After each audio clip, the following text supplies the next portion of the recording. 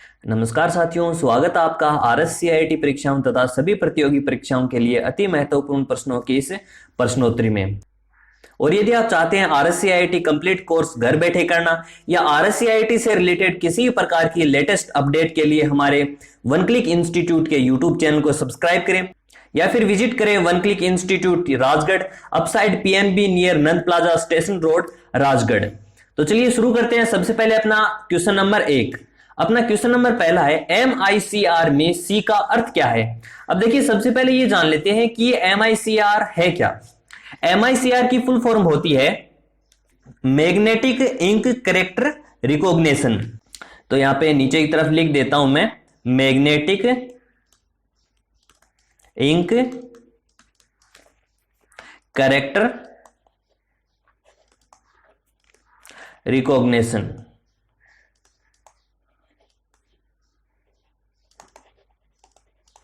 अब देखिए, इसमें पूछ क्या रखा है कि MICR में C का अर्थ, तो इसमें C का अर्थ क्या हो जाएगा, करेक्टर हो जाएगा। यहां पे C का अर्थ है, तो इसका सही आंसर क्या है, C।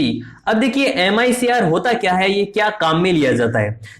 जैसे आपने बैंक के चेक देखे होंगे, उस बैंक पे चेक में नीचे की साइड जो magnetic ink bar code printed होते हैं, उन बार कोड को MICR कोड कहा जाता है। अब देखिए कहां पे होते हैं, जैसे अपना ये है चेक और देखिए ये है अपना बारकोड, MICR बारकोड, ये होते हैं अपने बारकोड। और जो पास में होते हैं वो होते हैं चेक नंबर। तो अपना क्वेश्चन क्या था, MICR में C का अर्थ होता है कैरेक्टर और इसकी फुल फॉर्म होती है मैग्नेटिक इंक कैरेक्टर रिकॉग्निशन।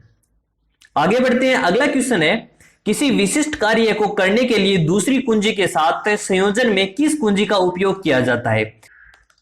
इनमें से किस कुंजी का उपयोग किया जाता है कोई विशिष्ट कार्य करने के लिए, उसके साथ कोई दूसरी कीज प्रेस करनी हो। फंक्शन की, स्पेस बार, एरो की या फिर कंट्रोल। तो अपना इसका सही आंसर क्या हो जाएगा, कंट्रोल। इनको एक दूसरे नाम से भी जाना जाता है। किस नाम से जाना जाता है, इनको जाना जाता है कॉम्बिनेशन कीज के नाम पे। किसके नाम से जाना जाता है, कॉम्बिनेशन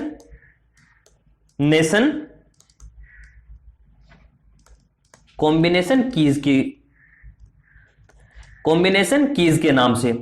अब देखिए, कॉम्बिनेशन कीज अपने जो कीबोर्ड है उसके अंदर कहां पे होती हैं।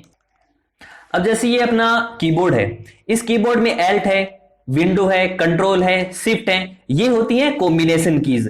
कॉम्बिनेशन कीज का मतलब होता है हर वो की जो दूसरी कीज के सहयोग से काम में ली जाती है। जैसे किसी फाइल को अपने को सेव करना हो, कंट्रोल के साथ S प्रेस करेंगे तो सेव हो जाएगी। अगर अपने को कंप्यूटर को बंद करना हो, शट डाउन करना हो, उसी शॉर्टकट की होती है, कंट्रोल के साथ F4 प्रेस करेंगे तो वो बंद हो जाता है। इसलिए इसे कॉम्बिनेशन कीज कहा जाता है, क्योंकि ये दूसरी कीज के सहयोग से काम में ली जाती हैं। अगले क्वेश्चन की तरफ बढ़ते हैं। अगला क्वेश्चन है, MS एक्सेस 2010 में प्राथमिक कुंजी का उपयोग क्यों किया जाता है। प्राथमिक कुंजी को अपन इंग्लिश में प्राइमरी कीज भी कह सकते हैं। तो प्राइमरी की का उपयोग क्या किया जाता है, तो वो उसका उपयोग किया जाता है, चलिए ऑप्शन देख लेते हैं। यह सूचना की रिकवरी को तेजी से करता है, क्योंकि यह प्राथमिक कुंजी स्वचालित रूप से अनुक्रमित होती है। बिल्कुल ये सही है, अपने आप डाटा को रिकवरी कर लेता है। अगला है, प्राथमिक कुंजी का उपयोग करके रिकॉर्ड स्वचालित रूप से सम्मिलित कर लेता है। बिल्कुल कर लेता है। यह एक तालिका में डुप्लीकेट डेटा के प्रवेश को बचाता है। बिल्कुल डुप्लीकेट डाटा के प्रवेश को बचाता है। तो अपने इसमें सही आंसर क्या हो जाएगा, तो देखिए प्राइमरी कीज की दृष्टि से सारे के सारे ऑप्शन सही हैं। आगे बढ़ते हैं। अगला क्वेश्चन है, निम्न में से कौन सी सही है, इनमें से कौन सा सही है। जैसे 1 KB में 1024 बाइट्स होते हैं, 1 MB में 2048 बाइट होते हैं, 1 MB में 1000 किलोबाइट्स होते हैं, 1 KB में 1000 बाइट्स होते हैं। तो अपना इसका सही आंसर क्या है, 1 KB के अंदर 1024 बाइट्स होते हैं। अब ये सब क्या है, ये अपनी मेमोरी की साइज है। कुछ और साइज के बारे में अपन जान लेते हैं। जैसे ये है, अब जैसे 4 बिट्स के अंदर एक निबल होता है, 4 बिट्स के अंदर एक बाइट होती है, 1024 बाइट्स के अंदर एक किलोबाइट होती है, जिसे अपन केबी कहते हैं। 1024 केबी के अंदर एक मेगाबाइट होता है, जिसे अपन एमबी कहते हैं। 1024 एमबी के अंदर एक गीगाबाइट होता है, जिसे अपन जीबी कहते हैं। 1024 जीबी के अंदर एक टेराबाइट होती है, जिसे अपन टीबी कहते हैं। 1024 टीबी के अंदर एक पेटाबाइट होते हैं जिसे अपन पीबी कहते हैं। 1024 पीबी के अंदर एक एक्साबाइट होता है जिसे अपन ईबी कहते हैं। 1024 ईबी के अंदर एक जेटाबाइट होता है जिसे अपन जेडबी कहते हैं। 1024 जेडबी के अंदर एक योटाबाइट होते हैं जिसे अपन वाईबी कहते हैं। तो ये है कुछ अपने मेमोरी के साइज। आगे बढ़ते हैं, अगला क्वेश्चन है, निम्नलिखित में से कौन सा भारत के राष्ट्रीय भुगतान निगम द्वारा बनाया और लॉन्च किया गया है? इनमें से भारत सरकार द्वारा क्या बनाया गया है? ये देखिए ये क्या है, सबसे पहले ये जान लेते हैं ये है क्या। ये अपने कार्ड्स के जो अपना एटीएम कार्ड है उसके टाइप हैं। जो अपनी इंडियन गवर्नमेंट है वो इनमें से क्या बनाया है? तो वो बनाया है रुपए को बनाया है। अब देखिए कैसे पता करें कि अपना कार्ड कौन सा है? तो देखिए यहां पे कोने में लिखा हुआ है रुपए, तो अपन इससे पता लगा सकते हैं कि ये अपना रुपए का है। अब देखिए कई और भी होते हैं, जैसे मास्टर कार्ड है, वीजा है, और ये क्या है मेस्ट्रो, ये तो कोई कार्ड ही नहीं है। तो अपना इसका सही आंसर क्या है? रुपए। आगे बढ़ते हैं, अगला क्वेश्चन है, वेब संसाधनों के लिए एक संदर्भ है जो कंप्यूटर नेटवर्क और तंत्र को पुनः प्राप्त करने के लिए इसके स्थान को निर्दिष्ट करता है। अब देखिए इस क्वेश्चन में थोड़ी ज्यादा ही हिंदी हो गई है। इसमें पूछ क्या रखा है, अपनी जो वेबसाइट है उनको वापस अपने को प्राप्त करना हो, वापस अपने को ढूंढना हो, या फिर उनकी कैटेगरी देखनी हो, तो वो किस प्रकार से अपन पता लगा सकते हैं? तो अपना इसका सही आंसर क्या होगा? हाइपरटेक्स्ट ट्रांसफर प्रोटोकॉल बिल्कुल नहीं होगा। यूनिफॉर्म रिसोर्स लोकेटर, हाँ यूनिफॉर्म रिसोर्स लोकेटर के जरिए अपन पता लगा सकते हैं, पुनः प्राप्त कर सकते हैं इसे जो साइट्स अपनी उनको। अब देखिए यूनिफॉर्म रिसोर्स लोकेटर जो है जिसे अपन यूआरएल भी कहते हैं। जैसे अपने पास ये एक डायग्राम है, जैसे अपनी एक साइट है जैसे https www.google.com। अब इसमें https क्या है? ये है protocol, hyper text transfer protocol. ये दो प्रकार की होती हैं, एक तो होता है http और एक यहां पे s भी लिखा होता है। एक होता है https जिसकी फुल फॉर्म होती है hyper text transfer protocol secure, और जो ये www है ये होता है सब डोमेन, और जो गूगल लिखा हुआ है ये होता है डोमेन नेम। जैसे अपना RCIT का है RKCL, और ये जो अपना .com है ये होता है URL। इसमें कई प्रकार के URL होते हैं, जैसे आपने देखा होगा .edu और .org, ये ऑर्गेनाइजेशन के लिए होता है, और एक .com ये तो आम है, और एक होता है .gov और .in होता है। ये होते हैं अपने URL। ये अपने URL दिखाई कहां पे देते हैं? जो यूनिफॉर्म रिसोर्स लोकेटर है ये अपने दिखाई कहां देते हैं? तो वो दिखाई देते हैं अपने एड्रेस बार के अंदर। ये जो पूरी पट्टी है इसे अपन एड्रेस बार कहते हैं। यहां पे देखिए .com लिखा हुआ है, ये होता है अपना URL, और इस जो बॉक्स है इसको क्या कहते हैं? Address bar, address bar. आगे बढ़ते हैं, अगला क्वेश्चन है, किसी MS एक्सेल सूत्र में संलग्न विस्तार के प्रारंभ व अंत के सेल एड्रेस को डैश के द्वारा पृथक किया जाता है। कोई सेल है उसको प्रारंभ फर्स्ट सेल और लास्ट सेल को किस से अपन बांटते हैं? जैसे अपना सम का सूत्र है, जैसे अपने कोई टोटल निकालना हो उसका सूत्र है, तो क्या होता है? इक्वल सम, फिर अपन क्या करेंगे? कोष्टक शुरू करेंगे।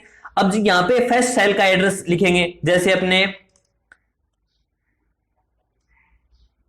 A1 लिख दिया, और यहां पे अपन क्या लगाएंगे? उसके बाद जो लास्ट सेल है कहां से कहां तक अपने को उसका टोटल निकालना है वो लास्ट सेल लिखेंगे। जैसे यहां पे मैं लिख देता हूं A10। अब यहां पे क्या लिखेंगे? जो दो बिंदु लगाते हैं उनको क्या कहा जाता है? तो उनको कहा जाता है कोलन। ये किसी सूत्र के अंदर जो सेल होते हैं उनको पृथक करता है। आगे बढ़ते हैं, अगला क्वेश्चन अपना, अपने कंप्यूटर में विभिन्न नेटवर्क कनेक्शन सेट करने के लिए आप निम्नलिखित में से किसका प्रयोग करेंगे? तो अपन किसका प्रयोग करेंगे? तो देखिए सबसे पहले तो अपन ये जान लेते हैं कंप्यूटर में विभिन्न नेटवर्क के कनेक्शन सेट करने का मतलब क्या होता है। अब जैसे दो या दो से अधिक कोई कंप्यूटर आपस में जुड़े हैं या फिर अन्य कोई डिजिटल यूनिट आपस में जुड़ी हुई है, तो उन जुड़ने की प्रक्रिया को अपन कंप्यूटर नेटवर्किंग या शेयरिंग कहते हैं। इनमें क्या है कि जो अपने इलेक्ट्रॉनिक डाटा है वो इनके जरिए आदान प्रदान कर सकते हैं, इनको शेयर कर सकते हैं। तो किस प्रक्रिया के तहत किया जाता है? तो वो किया जाता है नेटवर्क एंड शेयरिंग सेंटर के जरिए।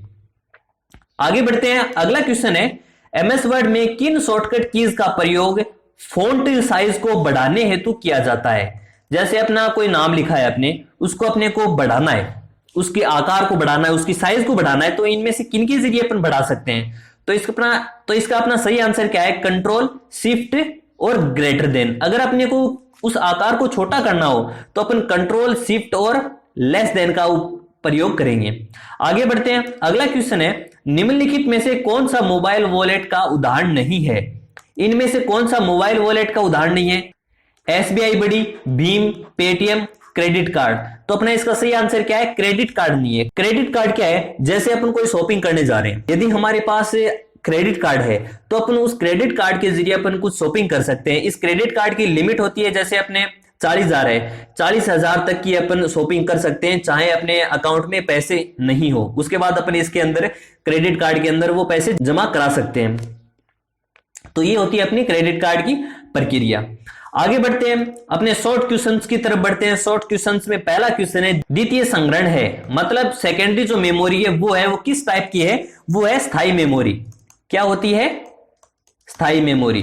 जो अपनी हार्ड डिस्क है वो, इसे नॉन वोलेटाइल मेमोरी भी कहा जाता है, नॉन वोलेटाइल मेमोरी। आगे बढ़ते हैं, अगला क्वेश्चन है कौन सा operating system graphic user interface नहीं होता। तो वो कौन सा नहीं होता, वो नहीं होता अपना एमएस डोस। कौन सा नहीं होता, एमएस डोस। एमएस डोस की फुल फॉर्म क्या होती है, एमएस डोस की फुल फॉर्म होती है माइक्रोसॉफ्ट डिस्क ऑपरेटिंग सिस्टम। मैं यहां पे नीचे की तरफ लिख देता हूं, माइक्रोसॉफ्ट डिस्क ऑपरेटिंग सिस्टम। अब देखिए जो सिस्टम ग्राफिक यूजर है, इसका मतलब क्या हुआ, ग्राफिक्स का मतलब क्या हुआ। जैसे अपनी विंडो है, विंडो में अपन कोई फोटो देख सकते हैं, एडिट कर सकते हैं, उसको डिजाइन कर सकते हैं। लेकिन एमएस डोस जो है उसमें अपन किसी प्रकार की कोई डिजाइन नहीं कर सकते, सिर्फ उसमें जो अपन वर्ड्स हैं वो टाइप कर सकते हैं। जैसे किस प्रकार से, जैसे ये है, अपन इस प्रकार से अपन कमांड डाल सकते हैं, उनमें किसी प्रकार का कोई फोटो नहीं एडिट कर सकते या फिर कोई किसी प्रकार की अपन डिजाइन नहीं कर सकते। ये सिर्फ इसके अंदर सिर्फ एक कैरेक्टर का यूज होता है, इसलिए इसके अंदर ग्राफिक्स का यूज नहीं होता। तो ये एक इकलौता ऑपरेटिंग सिस्टम है जिसमें इंटरफेस जिसमें ग्राफिक यूजर इंटरफेस नहीं होता। आगे बढ़ते हैं, अगला क्वेश्चन है अपने टेक्स्ट को इंडेंट देने के लिए आप किस टैब पर क्लिक कर पैराग्राफ ग्रुप में डिक्रीज इंडेंट और इंक्रीज इंडेंट का प्रयोग करेंगे। तो जैसे अपने डिक्रीज इंडेंट और इंक्रीज इंडेंट क्या होते हैं, जैसे किसी वर्ड है, किसी वर्ड को अपने को बड़ा करना हो तो अपन इंक्रीज इंडेंट का यूज करेंगे, और अपन किसी वर्ड को छोटा करना हो तो अपन डिक्रीज इंडेंट को यूज में लेंगे। तो इनमें देखिए सही आंसर क्या होगा, किस टैब के अंदर वो मिलता है, वो ऑप्शन मिलता है होम टैब के अंदर। किस में मिलता है, होम टैब के अंदर। अब जैसे अपने को इसकी शॉर्टकट की भी होती है जो हमने अभी जानी है, जैसे इंक्रीज की है control plus shift plus greater than का यूज करेंगे, और डिक्रीज इंडेंट का control plus shift plus less than का यूज करेंगे। आगे बढ़ते हैं, अगला क्वेश्चन है एमएस एक्सेल में सॉर्टिंग का ऑप्शन किस टैब में उपलब्ध होता है। अब देखिए सॉर्टिंग क्या होता है, सॉर्टिंग ऑप्शन सबसे पहले तो ये जान लेते हैं सॉर्टिंग ऑप्शन काम में क्या लिया जाता है। जैसे अपने कुछ वर्ड्स लिखे, अपने कोई टेबल बनाइए, उस टेबल में कोई नाम लिखे, उन नाम को अपने को अल्फाबेट के हिसाब से अरेंज करने हो, जैसे पहला ए नाम से, फिर बी नाम से, फिर सी नाम से, फिर डी नाम से, वो होता है सॉर्टिंग। वो सॉर्टिंग ऑप्शन किस टैब के अंदर होता है, तो वो होता है होम टैब और डाटा टैब में, दोनों में ही मिलता है, पाया जाता है ये। आगे बढ़ते हैं, अगला क्वेश्चन है यदि आप अपने किसी प्रेजेंटेशन के समस्त स्लाइड में समान प्रभाव देखना चाहते हैं तो आप क्या करेंगे, किसका प्रयोग करेंगे। तो अपन किसका प्रयोग करेंगे, अपन डिजाइन टेम्पलेट ऑप्शन का यूज करेंगे। किसका करेंगे, डिजाइन टेम्पलेट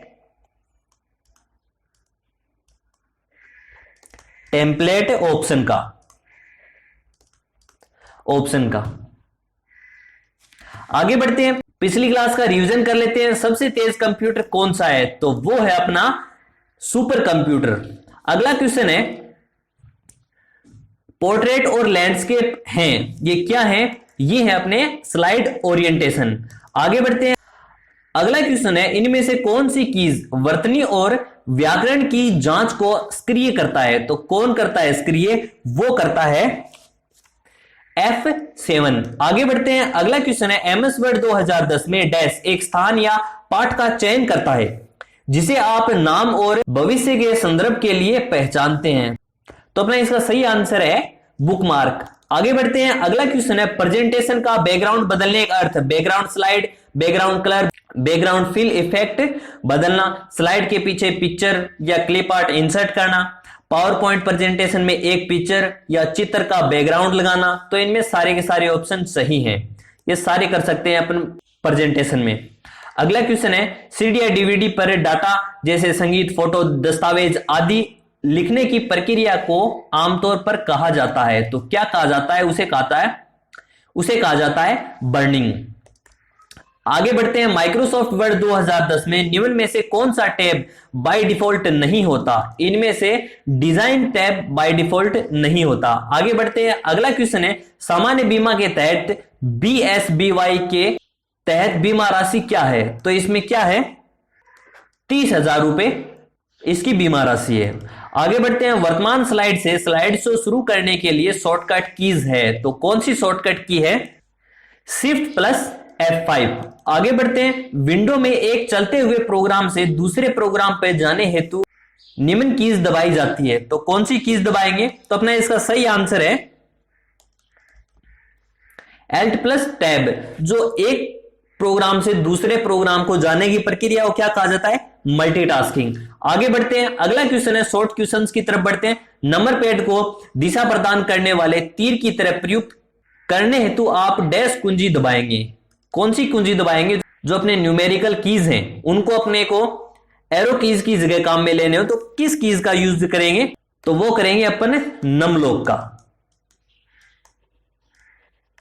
आगे बढ़ते हैं, किस प्रकार के सॉफ्टवेयर को एंड यूजर सॉफ्टवेयर के नाम से भी जाना जाता है? तो कौन सा सॉफ्टवेयर को जानते हैं? अपन जानते हैं एप्लीकेशन सॉफ्टवेयर को।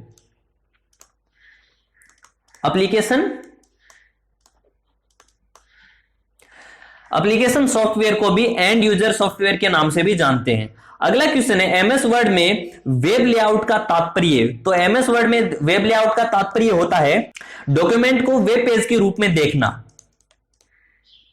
डॉक्यूमेंट को